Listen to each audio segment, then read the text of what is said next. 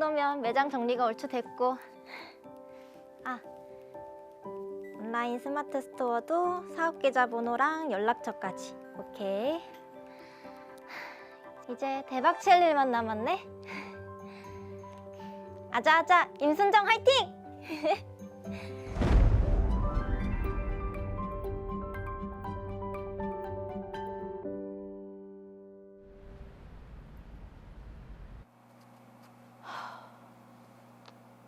장사가 요즘 왜 이렇게 안 되노?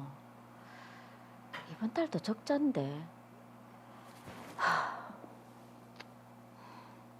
대출을 좀 받아보려고 해도 뭔 금리가 그리 높은지. 응? 뭐고? 2%대 이율로 대출을 해준다고? 이번 달 생활비도 부족한데 한 300만 원만 그럼 대출을 받아보지 뭐. 꼭 어려울 때 저런 문자가 오죠. 타이밍을 잘 맞춰요. 뭐가 이리 잘 안 되노?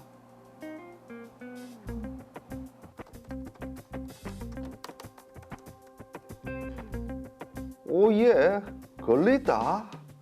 이게 악성 코드도 심어지고. 이 김준희 씨는 로이어 은행을 쓰시네. 이 공인인증서 비번도 알고 있고. 이제 작업 시작해볼까?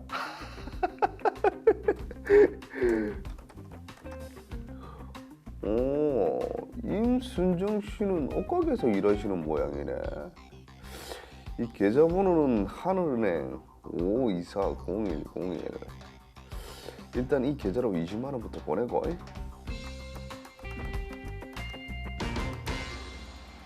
예쁘게 입으시고 다음에 또 오세요. 슬슬 손님이 늘어나는데. 김준희? 모르는 사람인데. 에이, 또 누가 홈페이지에서 옷 사고 가족 이름으로 넣었나 보네. 대출금이 들어왔나? 어?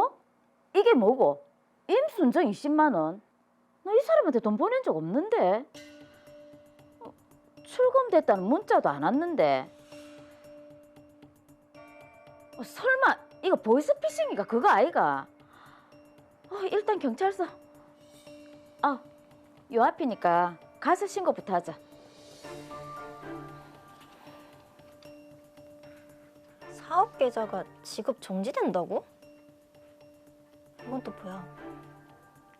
내 거래은행 계좌에 전자금융 거래가 제한된다고? 제 통장이 저 거래 정지된다는 안내를 받았는데요. 네.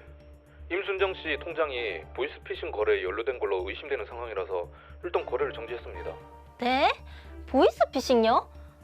아니 이게 뭔 일이야 이게? 네 사장님. 물론요. 옷 대금 오늘 입금해드릴게요. 네. 근데 전자금융 거래 제한이면 인터넷 뱅킹도 안 되는 거 아니야?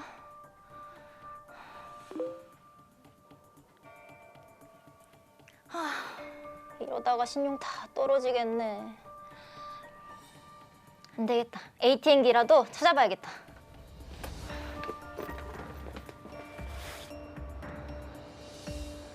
카드도 거래가 안 되네. 어쩌지? 당장 거래처에서는 돈 보내려고 난린데.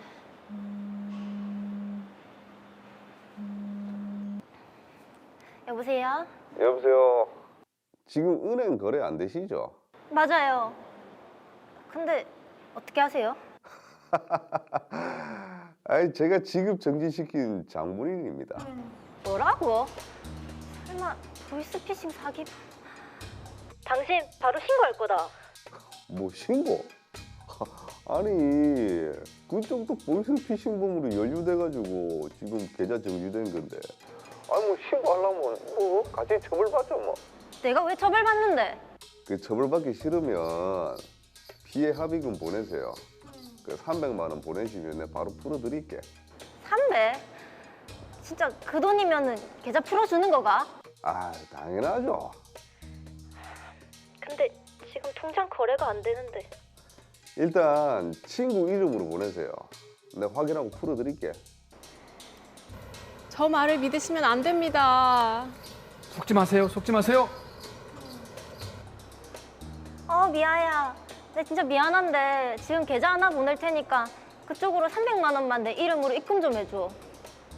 최대한 빨리 부탁할게. 미화야, 주지 마.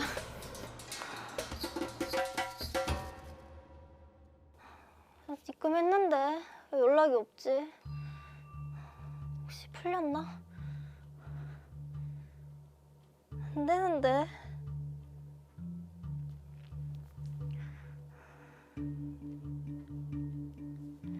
아까 그 번호 맞는데 연락도 안 받고.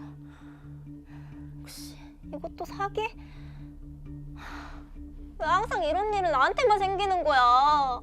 사업하는 사람이 통장 거래가 안 되면 또 어떡하자는 거야?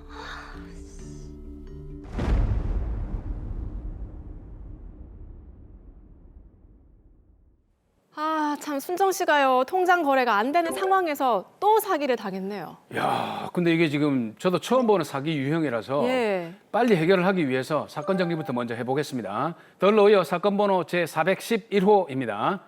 임순정 씨는 옷가게 매장을 하며 온라인으로도 판매를 했습니다. 이를 위해 계좌번호를 온라인에 공개를 해뒀는데요. 어느 날 이 계좌에 모르는 사람인 김준희 씨 이름으로 20만 원이 입금됐습니다. 임순정 씨는 이를 대수롭지 않게 여겼죠. 그런데 얼마 후 임순정 씨의 통장이 보이스피싱 범죄에 사용됐다며 거래가 정지되는 일이 발생을 했습니다. 이로 인해 거래처 업무 송금 등을 할 수 없어서 피해를 입게 됐습니다. 이때 조정훈 씨는 거래가 묶인 통장을 풀어주겠다는 제안을 했고 순정 씨는 이를 믿고 돈을 건넸지만 거래가 정지된 통장은 풀리지 않았고 그대로 사기만 당한 상태입니다. 네, 자 단순히 보이스피싱을 당한 사건이나 연루된 경우는 저희가 종종 다뤘었는데, 그렇죠. 자 지금 이 사건의 사기 유형은 저희가 처음 보는 것 같아요, 문승철 변호사님. 네, 맞습니다. 통신사기 범행의 피해자를 보호하기 위해서 만들어진 통신사기 피해 환급법을 악용하는 신종 범행이 유행하고 있는데요. 일명 통장 묶기라고 부르기도 하고 피싱 피해금을 줄여서 핑돈이라고 부르기도 합니다. 보이스피싱과 같은 통신사기 범행의 계좌가 이용되면 그 계좌의 거래를 정지한다는 점을 악용한 건데요. 네. 드라마와 같이 통신사기 피해자의 휴대전화를 해킹해서 다른 사람의 계좌로 돈을 송금하면 통신사기 피해자는 상대방의 계좌를 사기 이용 계좌로 오인하고 이를 신고하게 됩니다. 그러면 그 상대방의 계좌는 지급 정지가 돼서 일체 거래가 불가능하게 되고 상대방 명의의 다른 계좌들도 대면 거래를 제외한 나머지 전자금융 거래가 제한됩니다. 이로 인해서 불편이 가중된 상대방에게 지급 정지와 전자금융 거래 제한을 풀어주겠다고 하면서 돈을 받아내는 방식입니다. 네. 자 그러니까 거래가 정지된 통장을 좀 풀어주겠다라고 하면서 네. 돈을 받아내는 게 통장 묶기라는 건데, 순정 씨는 그럼 어떤 조치를 취해야 될까요? 통장 묶기 범인의 요구대로 임순정 씨가 돈을 보냈지만 그 범인은 잠적을 했는데요. 예. 일단 범인과 통화를 한 녹음 내역 등의 증거를 모아서 수사기관에 피해 사실을 신고하실 필요가 있습니다.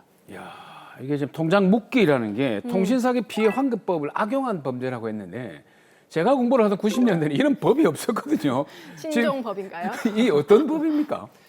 통신사기 피해 환급법은 스미싱이나 보이스피싱과 같은 전기통신 금융사기, 줄여서 통신사기라고 하는데요.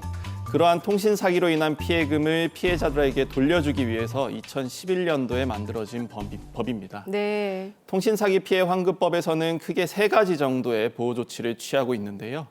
첫 번째는 사기 이용 계좌에 대한 지급 정지를, 두 번째는 사기 이용 계좌에 남아있는 예금 잔액에 대한 명의자의 채권 소멸 절차를, 세 번째는 사기 이용 계좌의 명의자가 보유한 전체 계좌에 대해서 전자금융 거래를 제한하는 조치가 있습니다. 자, 그러니까 피해자의 추가 피해를 막기 위해서 이루어지는 제한 조치들이 통신사기 피해 이게 환급법인데 사기범들이 이걸 역이용해서 이걸 풀어주겠다 이렇게 접근을 하는 거네요. 그렇습니다. 통신사기 피해자들의 구제 신청만으로 지급정지와 전자금융거래 제한 조치가 일사천리로 진행되면서도 그러한 조치를 해제하는 것이 쉽지 않은 점을 악용하는 건데요. 요즘 이런 신종 범행이 늘어나는 추세입니다. 네. 자, 그리고 지금 드라마를 보면 순정 씨도 통신사기 피해를 당했지만은 김준희 씨도 피해를 입은 게 아닌가라는 생각이 듭니다. 네, 그렇습니다. 김준희 씨도 스미싱으로 인한 피해를 입으셨고 이는 전형적인 통신사기 범행이기 때문에 통신사기 피해 환급법으로 보호를 받을 수 있습니다. 자, 그렇다면 두 사람이 좀 피해를 구제받을 수 있을까요? 말씀드렸던 바와 같이 통신사기 피해자인 김준희 씨는 자신이 거래하는 은행에 직접 피해 구제를 신청할 수 있습니다. 네. 만약 수사기관에 피해 사실을 신고한 경우에는 수사기관에서 은행에 지급 정지를 요청할 수도 있습니다. 아, 그럼 은행에서 바로 그 계좌에 대한 지급 정지를 조치를 취하겠네요. 네, 맞습니다. 사기 이용 계좌를 관리하는 은행은 피해자의 구제 신청을 받아서 거래 내역 등을 먼저 확인을 합니다. 통신 사기로 인한 피해자의 돈이 입금된 것이 확인이 되면 즉시 사기 이용 계좌에 대해서 지급 정지 조치를 하고요. 네. 은행에서 지급 정지를 한 이후에는 금융감독원에 그 사실을 통지하는데요. 금융감독원이 그러한 통지를 받으면 사기 이용 계좌 명의인을 전자금융거래 제한 대상자로 등록을 하게 되고 결국 그 계좌 명의자가 보유한 모든 계좌에 대해서 비대면 거래는 불가능하게 됩니다. 자, 그런데 지금 김준희 씨가 신고를 해서 제3의 피해자인 순정 씨가 거래처에 대금 지급도 못하고 있고요. 금융거래 전혀 못하고 있는데 이건 좀 해결할 방법이 없을까요? 전자금융거래가 제한된 임순정 씨의 경우에는 모바일이나 인터넷 뱅킹, 폰뱅킹, 체크카드 사용 등 비대면 거래가 제한됩니다. 네. 불편하시더라도 직접 은행 창구에 방문을 해서 거래를 할 수밖에 없습니다. 직접 은행 창구를 방문하면 거래는 가능하네요. 자, 그럼 이른바 통장 묵기라고 하는 범죄를 당한 것에 대해서는 이게 어떻게 대처를 해야 될까요? 지급 정지와 전자금융거래 제한 조치는 통신사기 피해자를 보호하기 위한 제도라고 말씀을 드렸는데요. 네. 안타깝게도 법을 만들 당시에는 이러한 부작용이 생길 것을 예상하지 못했기 때문에 현행 법률에 의하면 임순정 씨처럼 억울하게 이런 조치를 당한 사람의 입장에서 대처할 수 있는 방법이 사실상 전무한 실정입니다. 아, 이게 지금 전무하면 안 되는 그런 상황이거든요. 그럼 임순정 씨는 그냥 이대로 그냥 피해를 입어야 되는 건가요? 지급 정지나 전자금융거래 제한 조치에 대해서 해당 계좌의 명의인은 2달 안에 은행에 이의를 제기할 수 있습니다. 네. 다만 이의 제기를 위해서는 해당 계좌가 사기 이용 계좌가 아니라는 사실을 소명하거나 아니면 통신 사기 피해자로부터 정당한 권한에 의해서 송금받은 것임을 소명해야 합니다. 자, 그러면 순정 씨가 내 계좌는 사기 이용 계좌가 아니다. 어떻게 소명합니까? 통장 묵기 범행으로 지급 정지 등의 조치를 당한 경우라면 앞서 말씀드린 2가지 사유를 소명하는 것이 사실상 불가능합니다. 왜냐하면 구제 신청을 한 김준희 씨의 입장에서는 실제로 통신 사기 피해를 입었기 때문에 네. 임순정 씨의 입장에서는 자신의 계좌가 사기 이용 계좌가 아니라고 소명을 하거나 정당한 권한에 의해서 송금 받았다고 소명하기는 어렵습니다. 그러네요. 자, 그럼 혹시 임순정 씨가 김준희 씨에게 받은 이 돈을 돌려주고 좀 사기 고소를 취하해 달라라고 하면서 좀 합의를 해보면 어떨까요? 현재로서는 말씀하신 대로 피해자에게 송금받은 돈을 돌려주고 구제 신청을 취소해달라고 요청하는 방법이 최선으로 보입니다. 다만 피해자의 계좌번호 또한 개인정보라서 이를 알아내기가 쉽지 않기 때문에 수사기관이나 금융기관에 중재를 해달라고 요청을 해야 합니다. 네. 만약 그게 어렵다면 수사기관에서 신속하게 수사를 해서 사기 이용 계좌 명의인이 통신사기 범행을 한 것이 아니고 통신사기 범인에게 통장을 넘겨준 것도 아니라는 사실이 확인되는 경우에도 지급정지 등의 조치를 해제할 수 있습니다. 야, 이게 지금 어쨌든 선의의 이런 피해자가 생겼고 법의 사각지대가 발견이 됐다는 건 이게 법에 좀 문제가 있는 건 아닐까요? 안 그래도 이러한 제한 조치가 계좌 명의자의 권리를 과도하게 침해한다는 이유로 이미 헌법소원 심판이 청구된 적도 있습니다. 오, 청구에 대한 결과가 나왔습니까? 네, 헌법재판소에서는 통신사기 피해자를 구제하기 위해서는 지급정지나 전자금융거래 제한 조치가 필요하고 계좌 명의자에게는 이의신청이라는 불복장치가 마련되어 있다는 점 등을 이유로 해서 계좌 명의자의 재산권이나 일반적 행동 자유권을 침해하지 않는다고 판단을 했습니다. 야, 그럼 이제 위헌 판결이 안 났다는 얘기인데 그러면 이 판단으로 보면 구제 방법이 없다는 거 아닙니까?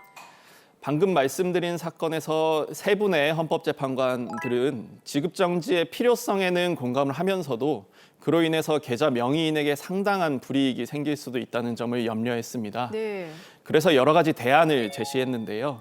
그중 2가지만 소개를 하자면 우선 명의인이 영업점을 직접 방문해서 신원을 확인하고 피해금이 입금되기 전에 이미 여러 차례 정당한 거래가 다수 있다고 소명을 하는 경우에는 신고된 피해 금액을 초과한 예금 부분에 대해서 지급 정지를 해제하는 방법이 있습니다.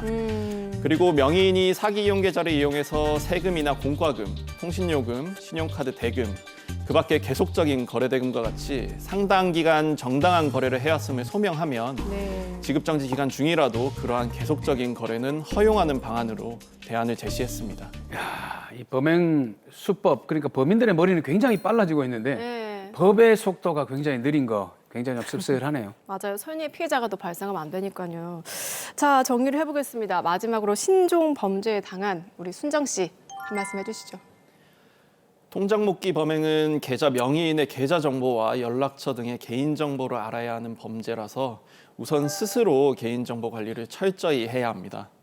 이미 피해가 발생한 경우에는 현행 법률로는 구제를 받기가 어렵기 때문에 수사기관이나 금융기관을 상대로 내가 억울하게 피해를 입었다는 점을 소명하면서 통신사기 피해자와의 합의를 중재해 줄 것을 적극적으로 요청하셔야 합니다. 네.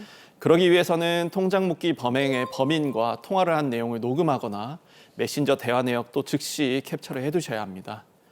무엇보다도 선량한 피해자들이 더 큰 피해를 입지 않도록 법률 개정이나 제도 정비가 신속하게 이루어져야 하겠습니다.